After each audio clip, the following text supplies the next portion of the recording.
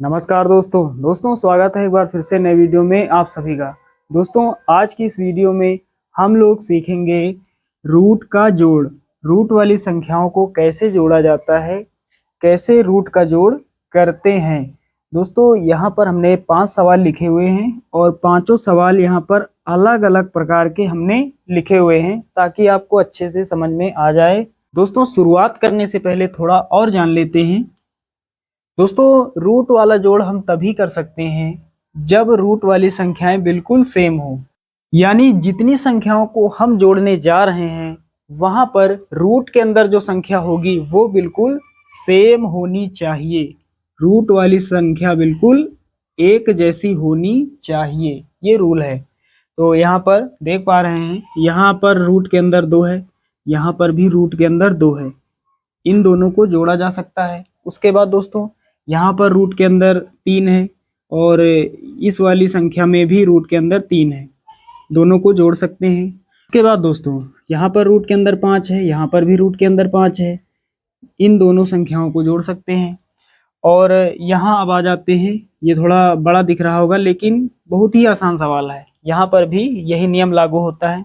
Root के अंदर 5 यहाँ पर है, रूट के अंदर 5 यहाँ पर भी और यहाँ पर भी। इसका मतलब इसको भी जोड़ा जा सकता है, ये सवाल भी हल हो जाएगा, इसको हल कर सकते हैं। यहाँ पर दोस्तों रूट के अंदर 15 है, यहाँ पर रूट के अंदर 13 है, ये सवाल नहीं जोड़ सकते हैं। इन दोनों संख्याओं को हम नहीं जोड़ सकते हैं क्योंकि रूट के अंदर संख्याएं बिल्कुल अलग अलग प्रकार की हैं। तो चलिए दोस्तों पहला सवाल यहाँ लिख लेते हैं और एग्जाम्पल के माध्यम से अच्छे से समझते हैं। दोस्तों पहला सवाल यहाँ से हमने लिख लिया है, 4 रूट 2 में जोड़ना है हमें 5 रूट 2। कितना होगा? बहुत ही आसान है। हमें सबसे पहले देख लेना है रूट के अंदर वाली संख्याएं बिल्कुल सेम है या नहीं। तो यहाँ रूट लगा है, यहाँ रूट लगा है, यहाँ पर रूट के अंदर 2 है, यहाँ पर भी रूट के अंदर 2 है। इसका मतलब इस सवाल को जोड़ सकते हैं, हमने आपको पहले ही बताया। तो कैसे जोड़ेंगे? सबसे पहले रूट के बाहर जो संख्याएं हैं, यानी ये जो रूट का साइन लगा है इससे पहले जो संख्या है, ये जो रूट का साइन है इससे पहले यहाँ पर इसके आगे जो संख्याएं हैं, इन संख्याओं को हमें जोड़ लेना होता है। तो जोड़ने जा रहे हैं इसलिए हमें जोड़ लेना है।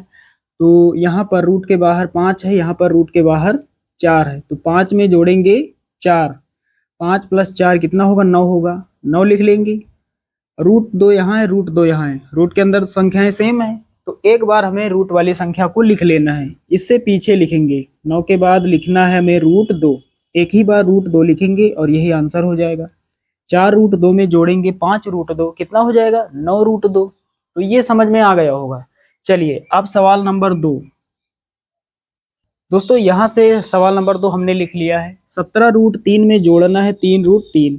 कैसे जोड़ेंगे पहले चेक कर लेते हैं, दोनों संख्याएं जुड़ेंगी या नहीं। तो यहाँ पर रूट के अंदर 3 है, यहाँ पर भी रूट के अंदर 3 है, दोनों संख्याएं रूट वाली सेम है, इसका मतलब इस सवाल को हम जोड़ सकते हैं। तो कैसे जोड़ेंगे? रूट से पहले जो संख्याएं हैं दोनों को जोड़ लेते हैं। यहाँ 17 है और यहाँ पर 3 है, 17 + 3 कितना होगा? 20 होगा। और रूट वाली संख्या को इसी के पीछे लिख लेंगे, इसी के बगल में लिखेंगे एक बार, तो कितना हो जाएगा? 20 रूट 3। तो 17 रूट 3 में जोड़ेंगे 3 रूट 3, कितना हो जाएगा? 20 रूट 3। ये भी आपके समझ में आ गया होगा। चलिए दोस्तों अब सवाल नंबर 3, यहाँ से हमने लिख लिया है, यहाँ पर 24 रूट 5 में जोड़ना है 26 रूट 5। तो एक बार हमें पहले चेक कर लेना है ये सवाल हल होगा या नहीं, यानी यहाँ पर हम जोड़ सकते हैं या नहीं। तो रूट के अंदर यहाँ 5 है, यहाँ पर भी रूट के अंदर 5 है, रूट वाली संख्याएं बिल्कुल सेम है, बिल्कुल एक जैसी हैं, इसका मतलब इसको हम जोड़ सकते हैं। तो कैसे जोड़ेंगे? आगे वाली संख्याओं को जोड़ लेंगे, इधर 26 है और इधर 24 है, 26 + 24 कितना होगा? 50 होगा। उसके बाद दोस्तों रूट वाली संख्या को हमें एक बार लिख देना है, रूट वाली संख्या को इसी के बगल में हमें एक बार लिख देना है, यहाँ पर लिखेंगे रूट 5। तो 24 रूट 5 में जोड़ेंगे 26 रूट 5, कितना हो जाएगा? 50 रूट 5। तो साथियों उम्मीद करता हूँ कि ये सारा कुछ आप समझ पा रहे हैं। चलिए अब सवाल नंबर अगला सवाल यहाँ पर यही हल कर देते हैं, बहुत ही आसान है। 6√5 प्लस √5 प्लस 2√5 प्लस √5। बहुत ही आसान है क्योंकि यहाँ पर रूट वाली संख्याएं बिल्कुल सेम है। रूट के अंदर 5 है, रूट के अंदर 5, √5 और यहाँ पर भी √5 है। तो इसे हल कर सकते हैं, बहुत ही आसान है, यही हल कर देते हैं डायरेक्ट। तो सबसे पहले हमें रूट के बाहर जो संख्याएं हैं, रूट से पहले जो संख्याएं हैं, उनको हमें जोड़ लेना है। तो यहाँ पर आगे यहाँ पर कोई संख्या नहीं दिख रही होगी, तो यहाँ 1 मान सकते हैं। हर संख्या को हम 1 से गुणा कर सकते हैं, तो हर संख्या का गुणांक 1 होता ही होता है। यहाँ पर आगे संख्या है, यहाँ पर नहीं है, तो यहाँ पर भी 1 मान लेते हैं। अब आगे वाली संख्याओं को हमें जोड़ देना है। 1 यहाँ पर है, 1 में 2 जोड़ेंगे, 1 + 2 3 हो जाएगा, 3 में 1 जोड़ेंगे 4, 4 में 6 जोड़ेंगे 10, तो कितना हो जाएगा? 10 हो जाएगा।